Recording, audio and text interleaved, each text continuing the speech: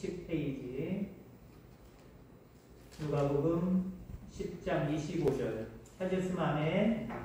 교독하겠습니다. 어떤 율법교사가 일어나 예수를 시험하여 이르되 선생님 내가 무엇을 하여야 영생을 얻으리까? 예수께서 이르시되 율법에 무엇이라 기록되었으며 내가 어떻게 읽느냐? 대답하여 이르되 내 마음을 다하며 목숨을 다하며 힘을 다하며 뜻을 다하여 주 너의 하나님을 사랑하고 또한 내 이웃을 내 자신같이 사랑하라 하였나이다. 예수께서 이르시되 내 대답이 옳도다. 이를 행하라. 그러면 살리라 하시니. 아멘. 아멘. 오늘 찬양 예배에도 큰 은혜가 여러분들 모두에게 함께하기를 간절히 소망합니다. 어떤 목사님이 코로나 시대 속에서 마스크를 정부에서 꼭 끼워야 된다고, 설교하는 목회자도 끼워야 된다고, 그래서 그것에 대해서 깊이 반발을 하면서 야, 이거 내가 마스크 끼고 어떻게 하나님 말씀을 증거하나. 말씀, 입술을 통해서 말씀을 증거하는 사람인데 성도들에게 입술을 보여야 말씀이 정확하게 선포되는데, 특히 여러분 연세 드신 분들은요, 저희 장모님도 좀 귀가 안 들리시는 분들은 입술의 움직임에 따라서 목소리와 더불어 잘 안 들리는 목소리와 더불어 무슨 말씀하시는구나 이게 들리거든요. 근데 마스크 껴놓으니까 정확하게 말씀이 안 들리면 뭔 말하는지. 그래서 이 목사님이 고민하다가 어떻게 했냐면은 눈만 나오는 모자 쓰는 거 있죠. 여기는 뚜껑이 물론 열려있긴 하지만 그걸 쓰고 딱 나가셨대요. 그랬더니 성도들이 막 웃으면서 깔깔거리기도 하지만 뭐 저런 목사님이 다 있나 이상한 눈치로 쳐다보기도 하고. 목사님이 하시는 말씀이 이렇게 하면 계속 설교할까요? 어떻게 할까요? 그래서 벗으면서 물론 하얀 마스크를 끼면서 이렇게 말씀하셨대요. 저한테는 눈만 나오는 그 마스크를 쓰나 이 하얀 마스크 이렇게 오는 마스크를 쓰나 저는 똑같은 것 같습니다. 마스크 없는 시대가 빨리 왔으면 좋겠습니다 라고 하면서 마지못해 마스크를 끼셨다는 말씀을 하시더라고요. 저도 개인적으로 다음 주에 강의를 하면서 강단에서는 마스크를 저만이라도 벗어볼까 고민 중에 있어요. 백신도 2차 맞았고 다음 주에 결정을 하면 10월 첫째 주부터는 제가 10월 1일 되면 백신 주사 완료자가 되거든요. 그래서 10월 3일 첫 주일부터 10월 첫 주부터 저만이라도 이렇게 말씀을 전할 때만 찬송할 때까지 괜찮고 말씀을 전할 때만 벗어볼까 생각 중입니다. 장모님들도 고민하셨다가 다음 주에 그 당일 때 허심탄회하게 어떻게 하는 것이 더 바람직한 건지 함께 의논을 했으면 좋겠습니다. 같은 본문의 말씀을 가지고 지난주, 지지난주, 한 3주 전이죠. 성도의 특징 그러면서 하나님 사랑에 대한 이야기를 했어요. 오늘 본문 말씀에 27절에 나와 있지요. 주 너의 하나님을 사랑하고 또한 내 이웃을 내 자신같이 사랑하라. 그래서 한 3주 전에는 하나님 사랑에 대한 이야기를 했고요. 오늘은 성도의 특징으로서 이웃 사랑에 대한 이야기를 해보고자 합니다. 저는 개인적으로 하나님이 말씀을 잘못하신 건 아닌데 그냥 말씀을 연구하면서 제 생각에 생각을 해봤어요. 내 자신같이 사랑하라라고 하지 말고 내 자식같이 사랑하라고 하면 오히려 더 구체적이지 않았을까. 사실 사람은요, 자기 자신이 자기 자신을 사랑하는지 얼마나 사랑하는지 잘 못 느껴요. 남들이 느끼죠. 저 사람 저거 음식 먹는 거나 여러 가지 생각하고 간섭하는 거 보면은 저 사람 자기 몸 되게 아끼네? 그걸 알겠지만 자기 자신은 자기 자신을 아끼는지 잘 모른단 말이에요. 근데 자기 자신도 그렇고 다른 사람도 그렇고 그 사람이 이웃을 사랑하되 자식같이 사랑하는 모습은 보여지게 되어 있고 구체화되어 있는 것 같아요. 이건 물론 개인적인 생각입니다. 그럼 자식을 얼마나 사랑하세요? 내 이웃을 자식같이 사랑하시든지. 어떤 사람은 이렇게 있죠. 자식도 사랑하지만 알게 모르게 이게 인간은 이기적인 존재라 자식보다는 사실은 자기를 더 사랑하는 게 맞다라고 하실 수도 있어요. 그러면 자기 자신처럼 사랑해라 라고 하는 말씀도 맞습니다. 자, 하나님은 우리에게 왜 내 이웃을 자신같이 사랑하라 라고 말씀하셨을까요? 그 부분에 대해서 이야기를 해보고자 합니다. 근데 우선 우리가 생각할 것은요, 우리의 이웃이 누구냐라고 하는 거예요. 내 자신같이 사랑해야 될 내 이웃에 대한 다른 정의가 있어야 돼요. 다른 정의가 있어요. 그리고 그 폭을 넓혀 가셔야 됩니다. 내 이웃은 내 아내, 내 남편, 내 자녀 요 정도까지지 뭐 손주 요 정도까지지 라고 생각하는 모습 속에서 더 넓혀 가셔야 돼요. 오늘 본문에서 이야기하는 내 자신같이라고 하는 이 모습은요, 내가 만나는 모든 사람을 얘기하는 거예요. 만나지 않는 사람 이야기할 거 없어요. 너무 그냥 뜬구름 잡는 것 같지 않아요? 내가 만나는 모든 사람이 나의 이웃이다라고 하는 거지요. 자, 그러면 자, 이웃에 대한 정의는 부족하지만 이 정도로 됐어요. 내가 만나는 모든 사람이고 그 영역을 넓혀가야 된다라고 하는 것.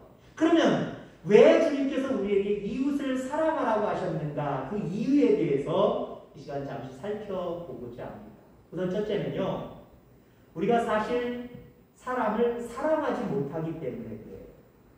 그러니까 할 줄 아는 거 시키는 것도 하나님의 명령이시지만 할 줄 모르기 때문에 하나님 명령하시는 거예요. 내가 이웃을 사랑할 것 같지요? 사랑하지 못하는 부분이 우리에게 더 강하다라고 하는 거지요.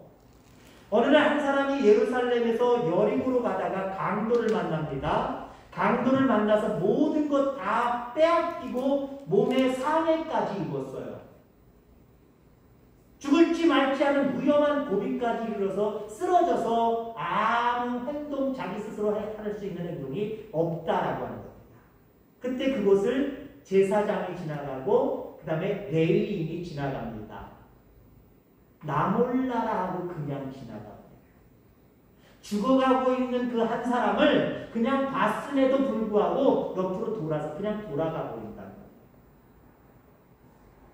우리는 이러한 제사장과 레위인을 비난합니다. 한마디로 오늘날로 얘기하면 아니 목사님이 저럴 수 있어, 장로님이 저럴 수 있어, 믿는 권사님, 집사님이 믿는 사람들이 저럴 수 있어 라고 비난할 수 있어요. 제사장이 누구예요? 레위인들이 누구예요?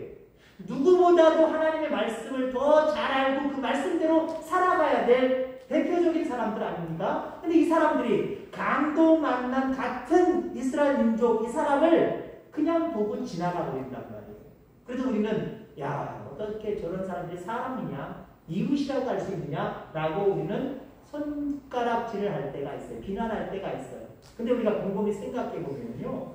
이 제사장과 레위인도 이해가 되는 게 한마디로 이들도 말씀을 지키려고 했던 거예요. 율법을 지키려고 했던 거예요. 레위기 21장 1절에 보면 여호와께서 모세에게 이르시되 아론의 자손 제사장들에게 말하여 이르라. 그의 백성 중에서 죽은 자를 만짐으로 말미암아 스스로 더럽히지 말려니와.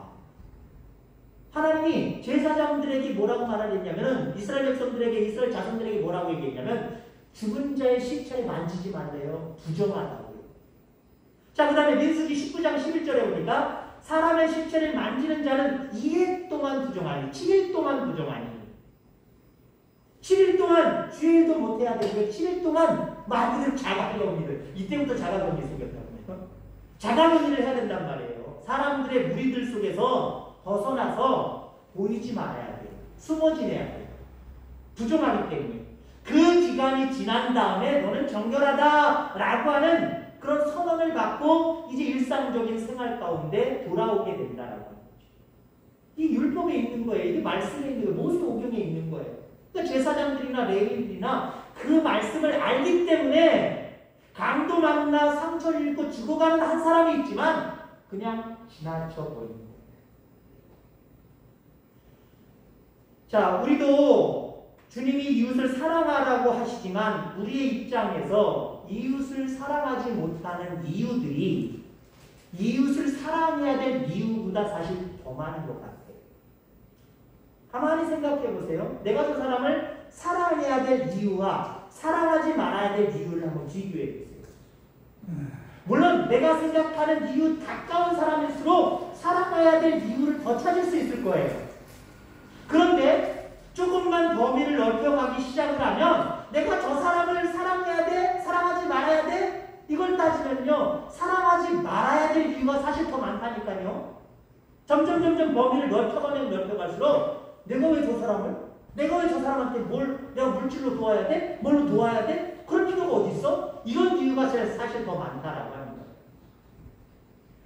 자, 그러나 이런 이유들을 가만히 생각해 보면요. 나를 합리화시키는 게 맞아요. 나의 입장을 정당화하려는 게 맞아요.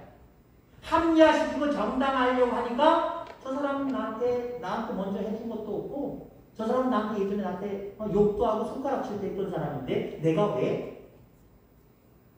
어찌됐든 간에 자기를 합리화하고 정당화하는 모습이다라고 하는 거죠. 자, 그러니까 다른 사람들을 사랑하려고 하다 보면 뭐가 걸립니까? 그러면 피해보는 것 같고 손해보는 것 같고 관심 갖는 것도 싫고 남의 일에 관여하는 것도 싫고 그러다 보면 신경 안 쓰는 거예요. 그게 내가 이웃을 생각하는 그 모습이다라고 하는 거죠. 여러분, 사람은 에덴 동산에서 선악과를 따먹은 이후부터 죄가 마음에 들어오기 시작을 했습니다. 그래서 다른 사람을 사랑하는 것보다 사랑하지 않는 모습이 더 강해요. 그러니까 하나님께서 이런 우리들을 아시기 때문에 우리가 다른 사람 이웃을 사랑할 수 없는 정당한 합당한 핑계를 가지고 있다는 걸 알기 때문에 그러면 안 된다. 나를 따르는 무리라고 한다면 이웃을 자신과 같이 사랑해야 된다 라고 말씀하고 있다는 거예요. 자, 두 번째로 왜 주님께서 우리에게 이웃을 사랑하라고 하셨을까? 한마디로 사랑하는 것은 귀한 것이기 때문에 배우라는 거예요. 사랑하는 게 손해보는 거고 사랑하는 게 나쁜 거라고 하면 사랑하는 게 오히려 죄가 된다고 한다면 하나님이 왜 그걸 하라고 하셨을까요? 왜 그걸 배우라고 하셨을까요? 좋은 거니까 배우라는 거예요. 상급이 뒤따르니까 배우라는 거예요. 여러분, 그렇습니다. 이웃을 사랑하는 것에는 하나님이 기뻐하시는 모습이 있다는 거예요. 하나님의 상급이 있다라는 거예요. 오늘 본문에 보니까 주님의 사랑을 실천하는 사람이 나옵니다. 사마리아인입니다. 누가복음 10장 33절, 35절 우리가 읽었던 그 뒷부분에 보면은 어떤 사마리아 사람은 여행하는 중 거기 이르러 그를 보고 불쌍히 여겨, 감동한다는 사람을 보고 불쌍히 여겨 가까이 가서 기름과 포도주를 그 상처에 붓고 싸매고 자기 짐승에 태워 주막으로 데리고 가서 돌보아 주니라. 그 이튿날 그가 주막 주인에게 데나리온 둘을 내어주며 이르되 이 사람을 돌보아 주라. 비용이 더 들면 내가 돌아올 때에 갚으리라 하였으니 라고 말씀합니다. 이러한 모습이 이웃사랑을 실천하는 모습이 되는 거예요. 그러면서 제자들에게 이 예화를 말씀하시면서 계속해서 37절에 말하고 있죠. 가서 너도 이와 같이 하라 라고 말씀을 하고 있어요. 뭐 좋은 일이니까, 이게 바로 이웃에 대한 사랑이니까 너희들도 이와 같이 해라. 이 사람을 본받아서 이와 같이 해라 라고 말씀하고 있는 거예요.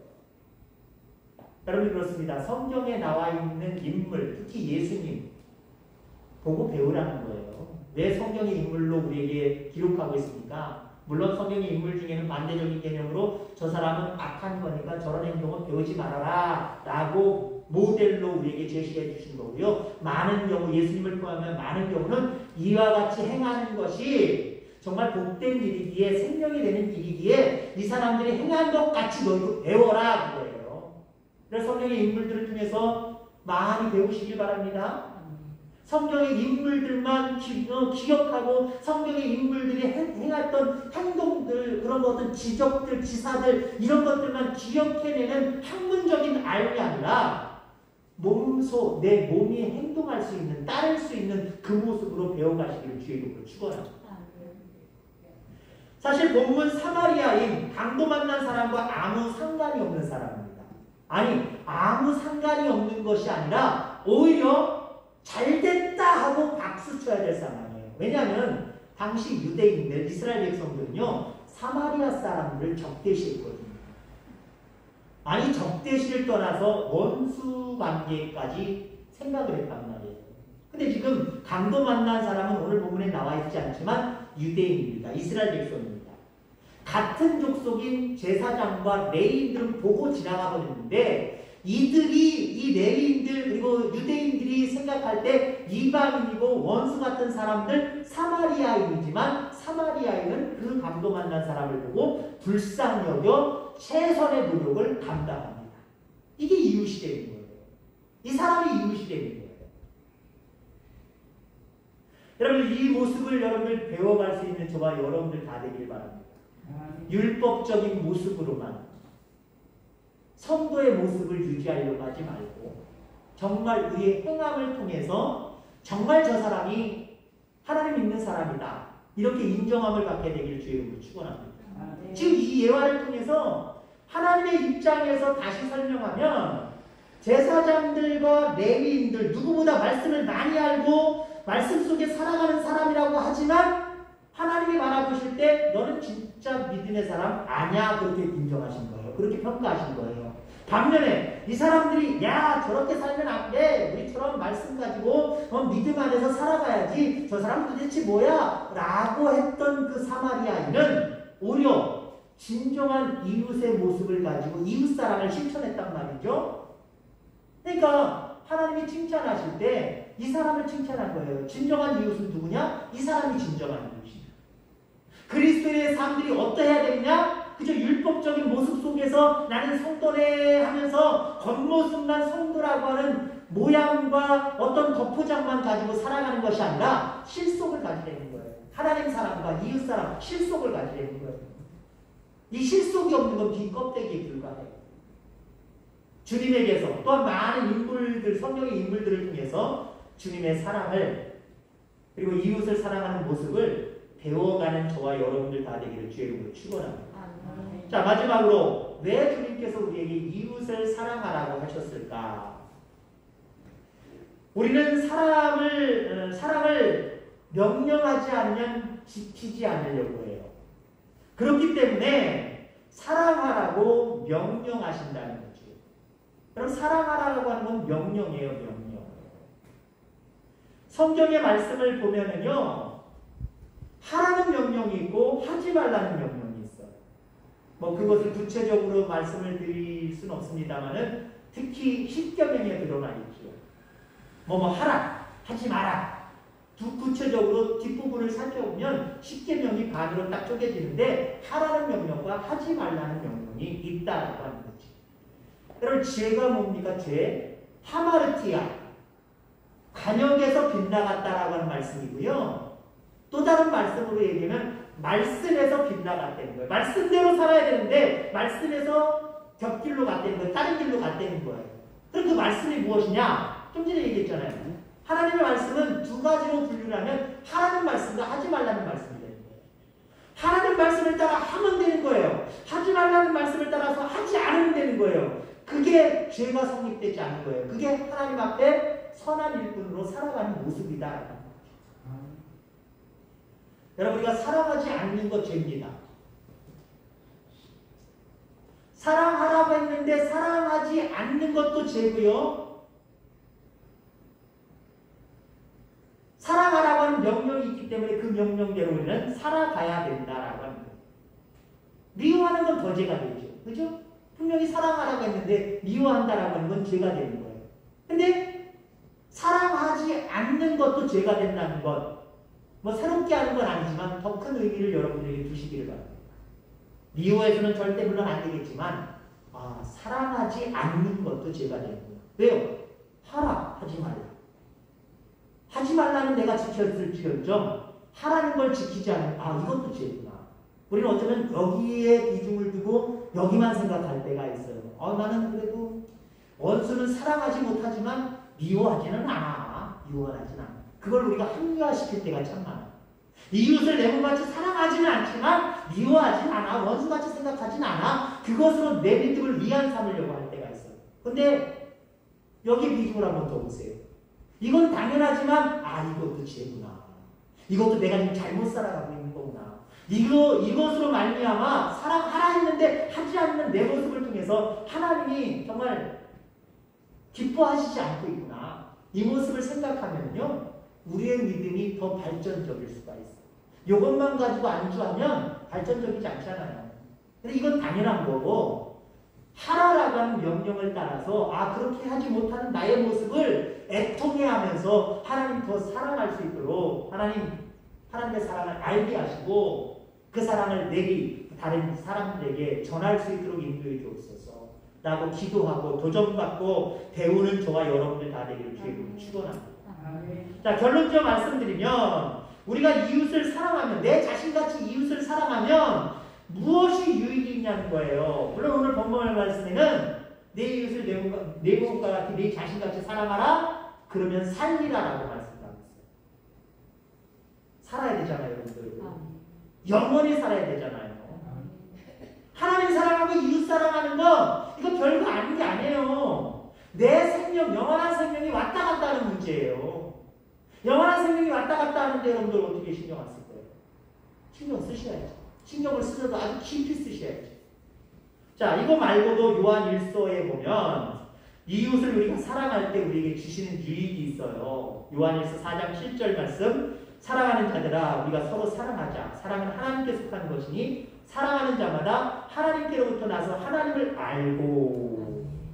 여기 두 가지 축복을 말씀하고 있어요. 우리가 하나님의 사랑을 가지고 이웃을 자신과 같이 사랑하면 하나님께로부터 난 자라는 거예요.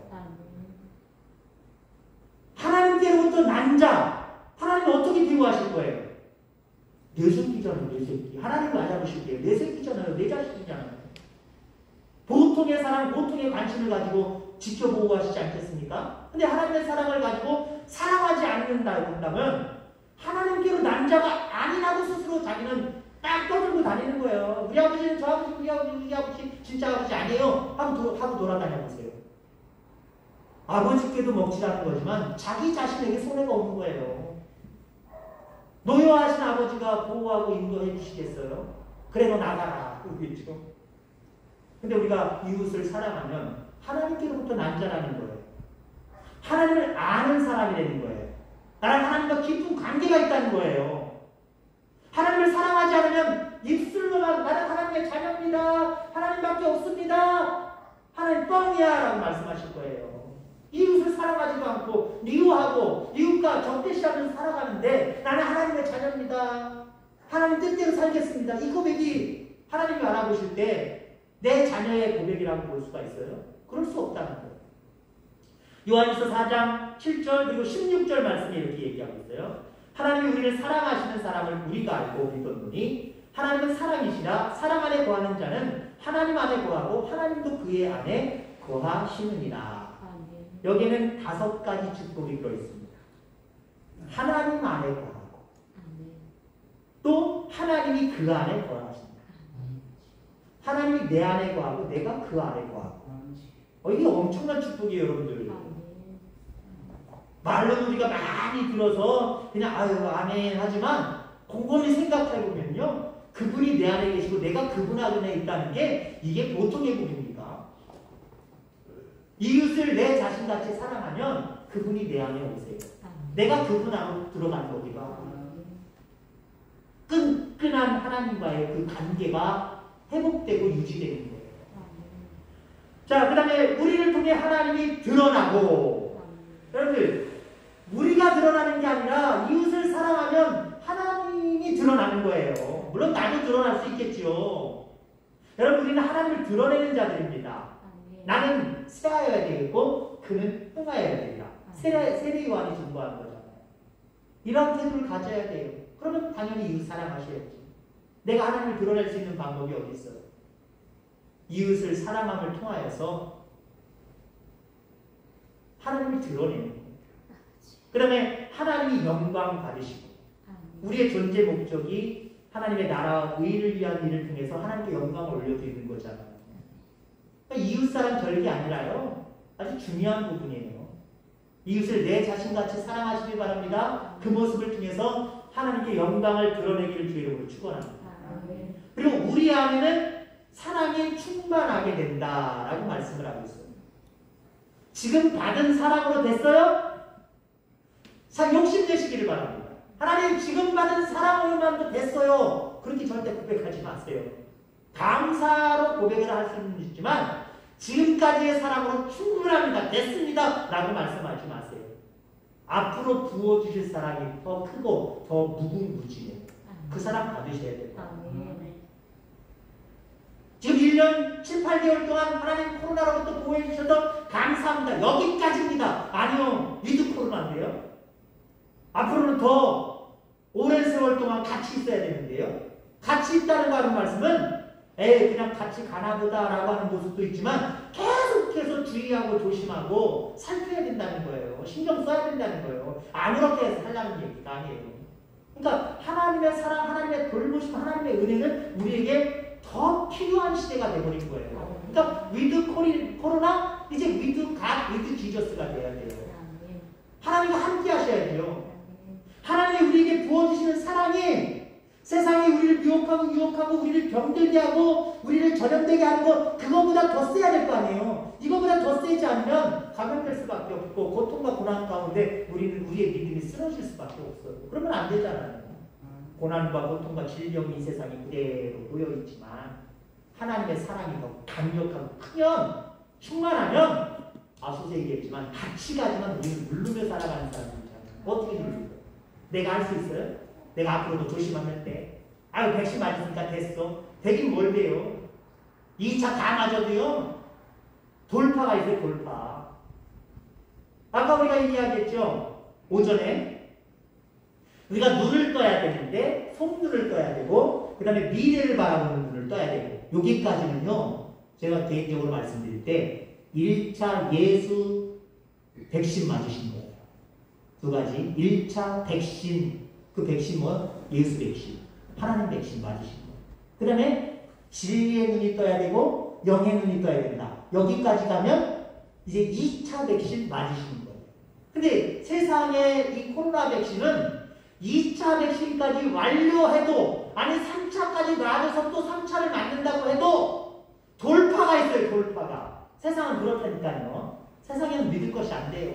돌파가 있단 말이에요. 근데 여러분들 영의 눈까지 띄어서 하나님 안에서 하나님 사랑하고 이웃 사랑하며 살아가면 하나님이 보호하시고 인도하시는 하나님의 충만한 사랑이 세상의 코로나, 세상의 고통, 환난, 핍박, 많은 시험, 어려움들 이것이 우리를 덮을까요? 이것이 이걸 덮을까요?